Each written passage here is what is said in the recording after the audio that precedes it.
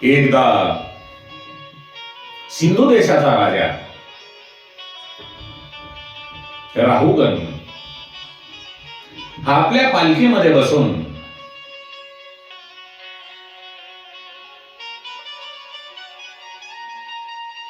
आपण ब्रह्मज्ञान मिळवावे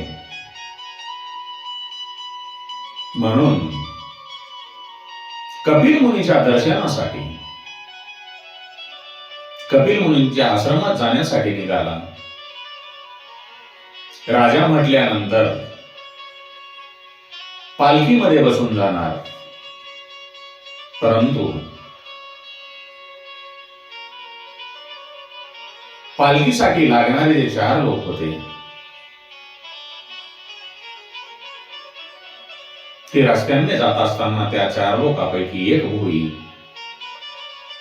जो माणूस होता तो पळून गेला आणि त्याच रस्त्याने भरत मुनी जड भरत हे पायी मार्गक्रमण करत असताना राजाच्या आदेशानुसार सैनिकांनी जड भरतांना पकडून आणले आणि राजाची पालखी उचलण्याबाबत त्याला कळविण्यात आल्यानंतर जड भरतांनी सैनिकांच्या सांगण्याप्रमाणे मुकाट्याने पालखी उचलली. तेव्हा जड भरतांना आपल्या पूर्वजन्माचे ज्ञान झाले. मी सुद्धा पूर्वी राजा होतो आणि मी सुद्धा पालखीमध्ये बसत असे, पण या जन्मामध्ये मला पालखी उचलावी लागत आहे. पण त्यांनी ते काम आनंदाने स्वीकारले, कारण हा प्रारब्धाचा भोग आहे.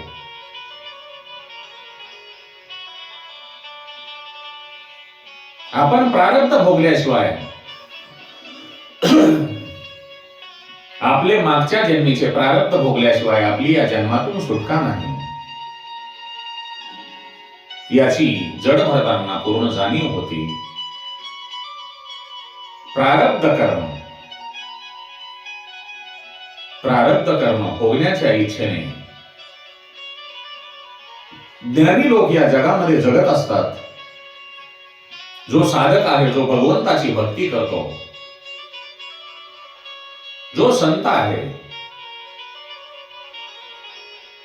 त्याने जास्तीत जास्त मौनी राहण्याचा, कोणालाही न बोलण्याचा प्रयत्न करून आपली जी दृष्टी आहे ती 4 हातापेक्षा लांब ठेवू नये, 4 हातापेक्षा जास्त लांब पाहू नये. आपली दृष्टी चंचल झाली की मन चंचल होते. म्हणून जड भरत जमिनीकडे पाहून चालत होता. आपल्या पायाखाली जीवजंतू मरणार नाही याची तो कटाक्षाने काळजी घेत होता.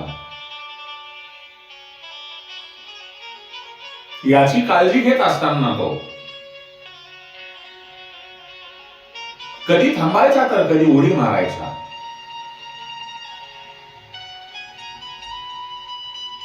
पालखीमध्ये बसलेला जो राजा राहुगण होता त्याला या जड भरताच्या वागण्यामुळे पालखीत बसताना त्रास होऊ लागला. त्याला हिसके बसू लागले. तेव्हा तो, अरे पालखी जरा नीट घेऊन चाला, मला त्रास होत आहे. तेव्हा राजांचे जे 3 जण भोई होते पालखी नेहमी घेणारे, ते म्हणत होते की जो नवीन आलेला व्यक्ती आहे तो नीट चालत नाही, तो क्षणात उभा राहतो, क्षणात उडी मारतो, क्षणात पळू लागतो. आम्ही काय करणार? तेव्हा राजा जड भरताला म्हणाला, तू असे का करतोस? परंतु जड भरतांनी राजाच्या म्हणण्याकडे लक्ष दिले नाही. तो रस्त्याने चालत असताना आपल्या पायाखाली जीवजंतीचा मृत्यू होणार नाही आणि आपल्या हातून हिंसा होणार नाही याची काळजी घेत होता. परत एकदा जडभरतांनी आपल्या पायाखाली जीवजंतू आल्यामुळे उडी मारली आणि राजाचे डोके पालखीला आपटले. राजाला ते सहन झाले नाही आणि तो जडभरतावर रागावला.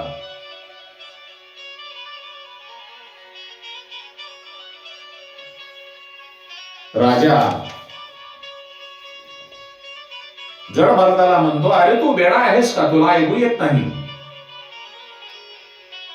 मी राहुगण राजा आहे, मी तुला शिक्षा करेन. जडभरतांना राहुगण या राजाशी बोलण्याची इच्छा नव्हती.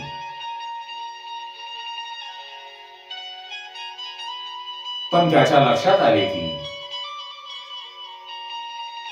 या राजाने मला त्याची पालखी उचलायला लावल्यामुळे तो नरकात पडेल. मला याचा उद्धार केला पाहिजे, याला काहीतरी सांगितले पाहिजे. तेव्हा जडभरत राजाशी बोलू लागला. तो म्हणाला, हे राजा, तू कपिल मुनीच्या आश्रमात ब्रह्मज्ञान प्राप्तीसाठी जात आहेस. तुला लीन होऊन त्यांच्याकडे गेले पाहिजे. तुला स्वतःचा मोठेपणा बाजूला ठेवून गेले पाहिजे. तू असा अभिमान घेऊन जर कपिल मुनीकडे गेलास तर तुला ते उपदेश करणार नाहीत. जडभरत कोणाशीही बोलत नव्हता, पण आज तो राहुगण राजाशी बोलू लागला. तो म्हणतो, राजा, तू मला दुबळा म्हणालास. मी खरंच दुबळा आहे.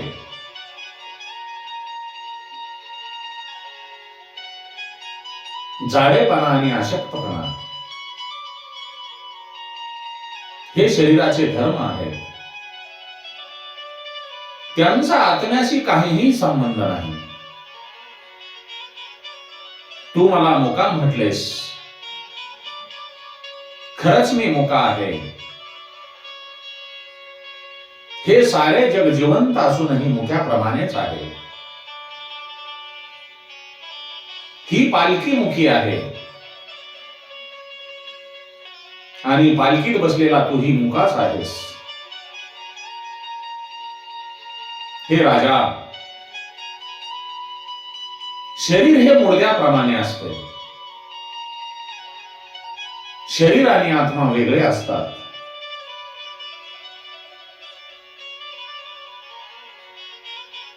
आत्मा हा मनाचा द्रष्टा आहे आणि ज्ञानी पुरुष फक्त ईश्वरालाच सत्य म्हणतात. सर्व जीवामध्ये परमात्मा आहे. राजा रंग सेवक हे जे भेट आहेत ते व्यवहारातले आहेत. भगवंताकडे राजा हो या रंग सर्व सारखे आहेत. तत्वदृष्टीने तू आणि मी एकच आहोत. तू म्हणालास की मी तुला शिक्षा करेन, पण शरीराला मिळणाऱ्या माराच्या भीतीमुळे मी माझ्या आत्म्याचा धर्म सोडणार नाही.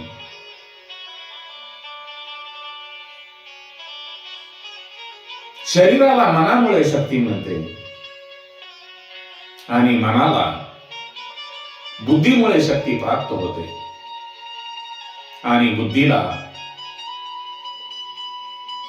आत्म्याकडून चेतना मिळते. म्हणून मला या शरीर धर्माचे मोल वाटत नाही. हे राजा, आपण ज्या मार्गावरून जात आहोत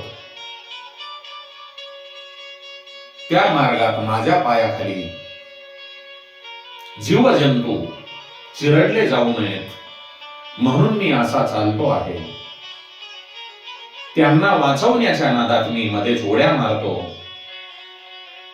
कारण या जीवजंतूमध्ये सुद्धा परमात्मा आहे. जड मुनीच्या जड भटांच्या तोंडातून निघालेली ही विद्वान वाक्य ऐकून राहुगण राजाच्या लक्षात आले की हा माणूस वेड्यासारखा दिसत असला तरी हा वेडा नक्कीच नाही. हा कोणीतरी ज्ञानी महात्मा दिसतो, कोणीतरी अवधूत संत दिसतो. वेदांतातील कठीण सिद्धांतही त्याला समजतो आहे. याचा अर्थ हा विद्वान आहे आणि त्याची ब्रह्मनिष्ठा ही अलौकिक आहे. या विद्वान माणसाचा अपमान करून आपण चूक केली हे राजाच्या लक्षात येताच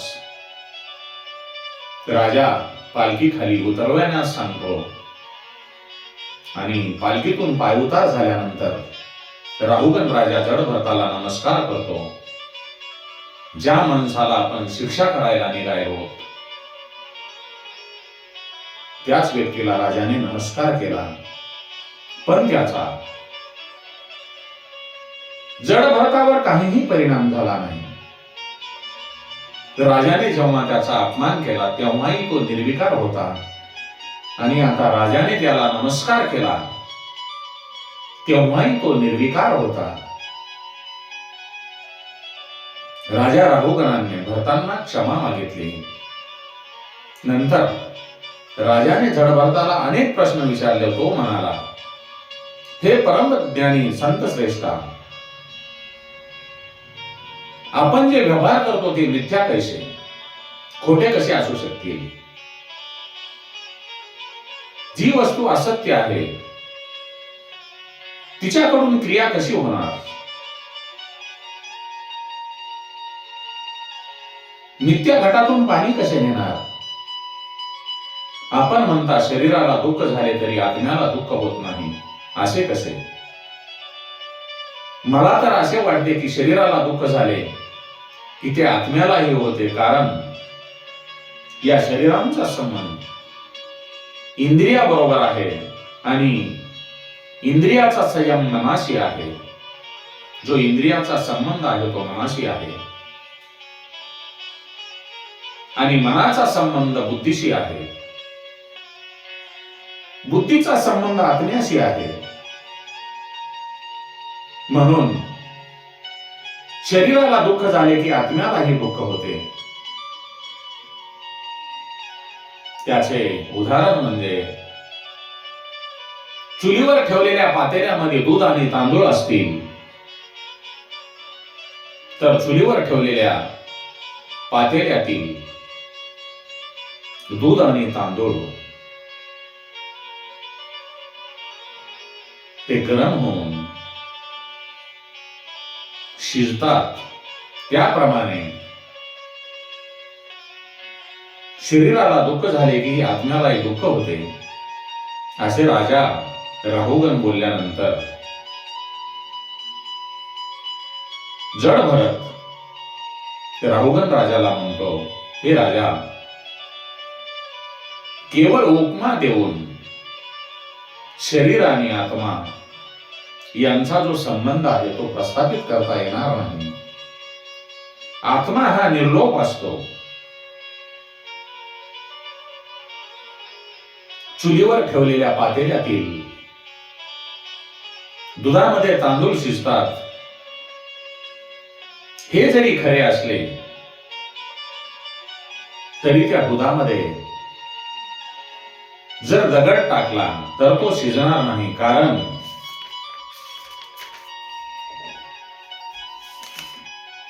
तो निर्लोप आहे. संसार ही केवळ मनाची कल्पना आहे.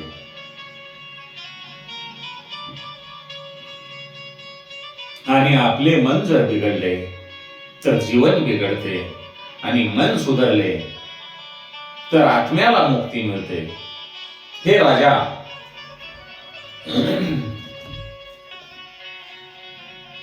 माझे मन एका हरणाच्या पाडसामध्ये गुंतले होते. मी सतत त्याचेच चिंतन करू लागलो. त्यामुळे मला हरणाचा जन्म प्राप्त झाला. माझ्या पूर्वीच्या जन्मातील साधनेमुळे मला पूर्वजन्माचे स्मरण आहे. आता मला परत या मायावी संसारात गुंतून पडायचे नाही, म्हणून मी सावध राहून फिरतो आहे. मी माझ्या पूर्व अनुभवामुळे हे सांगतो की हा जो व्यवहार आहे तो सर्व मनाचा आहे. हे जे काही चालले आहे ते सर्व मनाचे खेळ आहेत. हे राजा, तू कश्यप देशाचा राजा आहेस, पण मी समस्त भरतखंडाचा राजा होतो.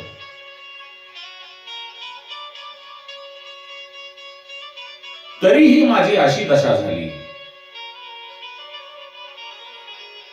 विषयासक्त आणि गुणासक्त मन यांनी मला संसार संकटात टाकले.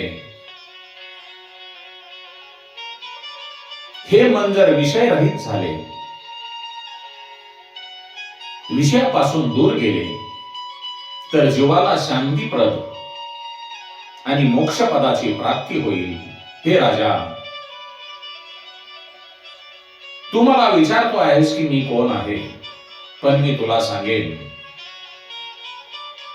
तू स्वतःलाच विचार की तू कोण आहेस. तू म्हणजे मन की तू म्हणजे आत्मा. ज्ञानी माणूस, जो ज्ञानी आहेत, ते जगाला सत्य मानत नाहीत.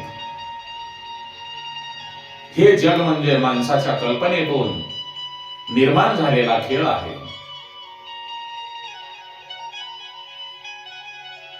ज्याप्रमाणे स्वप्नातील दुःखद दृश्य माणसाला रडवतात आणि सुखद दृश्य माणसाला हसवतात, त्याप्रमाणे या संसारातील सुख दुःख माणसाला हसवते आणि रडवते. माणूस जोपर्यंत स्वप्नात असतो तोपर्यंत त्याला स्वप्नातील दृश्य खरीच वाटतात, म्हणून तो सुखी किंवा दुःखी होतो. पण तो जेव्हा स्वप्नातून जागा होतो तेव्हा त्याला कळते की आपण उगीच दुःखी झालो होतो, हे सारे स्वप्न होते. तसेच या जीवनाचे पण आहे. हे जीवन मिथ्या आहे, तेही एक स्वप्न आहे. त्यातून जागे होणे म्हणजे या जीवनाचे मिथ्यत्व ओळखणे. या जीवनरूपी स्वप्नातून जागे व्हायचे असेल, या जीवनरूपी स्वप्नातून जर जागे व्हायचे असेल, तर आपले जे मन आहे ते शुद्ध केले पाहिजे. आणि मनाला शुद्ध करण्यासाठी, आपल्या मनाला शुद्ध करून घेण्यासाठी संतांची कृपा करून घ्यावी, त्यांची सेवा करावी व ब्रह्मज्ञान प्राप्ती करून घ्यावी. अशा तऱ्हेने जडभरताने सिंध देशचा राजा राहुगणाला उपदेश केला आणि नंतर तो जीव संसाराच्या जंजाळात कसा अडकतो त्याचे वर्णन केले. तो सांगू लागला, शरीराचे एक एक इंद्रिय आत्म्याचे विवेक रूपी धन लुटत असते. मायेच्या आसक्तीमुळे, आपली जी माया आहे त्या मायेच्या आसक्तीमुळे हा जीव संसार रूपी अरण्यात भटकत असतो. पण त्याला खरे सुख कुठेच मिळत नाही. त्याचा जीव केव्हा भुकेने व्याकुळ होतो तेव्हा तो अपवित्र वृक्षाच्या म्हणजेच अधर्मी माणसाच्या आश्रयाला जातो. तेव्हा जो तृष्णेने पीडित होतो तेव्हा त्याला जल म्हणजे शोक रूप अग्नी दुःखी करतो.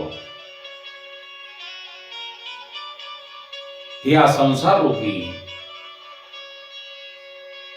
अरण्यातून जाताना त्याला अनेक संकट रूपातील काटेकुटे खाचखळगे लागतात. या जंगलातील निद्रारूपी सर्प, या जंगलातील निद्रारूपी सर्प जेव्हा त्याला डंक मारतो तेव्हा तो प्रेतवत होऊन झोपतो. दुर्जन रूपी हिंस्र प्राणी जेव्हा त्याचे लचके तोडतात तेव्हा तो विवेक भ्रष्ट होऊन सैरभैर पळत सुटतो आणि खोल गर्तेत कोसळतो. स्त्री रूपी लता व शाखा यांच्या आश्रयाला तो जेव्हा जातो तेव्हा त्यांच्या शाखावर बालरूपी पक्षीही येतात आणि मग त्यांचे मन त्या पक्षांमध्ये गुंतते आणि सिंहरूप मृत्यू त्यांची शिकार करतो. अशा रीतीने मनुष्य आयुष्यभर सुखाच्या शोधात हिंडत फिरत असतो. संसार रूपी अरण्यातून हिंडणारा हा माणूस जन्म मरण प्रारब्ध यांच्या दृष्टचक्रात अडकतो. हे सर्व मोह माया ममता सोडून त्याने जर भगवंताचा आश्रय घेतला तर तो कृतार्थ होणार असतो. पण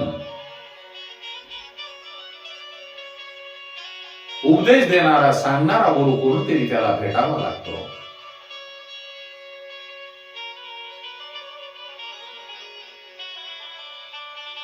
अशा रीतीने जड भरताने राहुगण राजाला प्रथम उपदेश केला आणि मग दीक्षा दिली. भरताच्या मार्गाचे अनुकरण करणे कोणाही राजाला जमले नाही, कारण त्यांचा त्याग मोठा होता. त्यांची हरिभक्ती असीम होती. हरणावरील दयेमुळे त्याला एक जन्मांतर घडले, पण त्या चुकीमुळे तो सावध झाला. त्याच्या भक्ती योगाची महती आठवून आपणही आपल्या देहाची आसक्ती सोडली पाहिजे आणि भगवंताचे भजन केले पाहिजे. श्री कृष्ण गोविंद हरे मुरारे, श्री कृष्ण गोविंद हरे मुरारे, हे नाथ नारायण वासुदेवाय. जग में सुंदर है दो नाम, जग में सुंदर है दो नाम, चाहे कृष्ण कहे या राम, चाहे कृष्ण कहे या राम. जग में सुंदर है दो नाम, चाहे कृष्ण कहे या राम. गोपाल कृष्ण भगवान की जय. श्री राम जय राम जय जय राम. ओम शांताकारं भुजगशयनं पद्मनाभं सुरेशं विश्वाधारं गगनसदृशं मेघवर्णं शुभांगं लक्ष्मीकान्तं कमलनयनं योगरविजानगम्यं वन्दे विष्णु भयभयहारं सर्वलोकैकनाथं वासुदेवं सुतं कंसाचानूरमर्दनं देवकी परमानन्दं कृष्णं वन्दे जगद्गुरुं, कृष्णं वन्दे जगद्गुरुं, कृष्णं वन्दे जगद्गुरुं.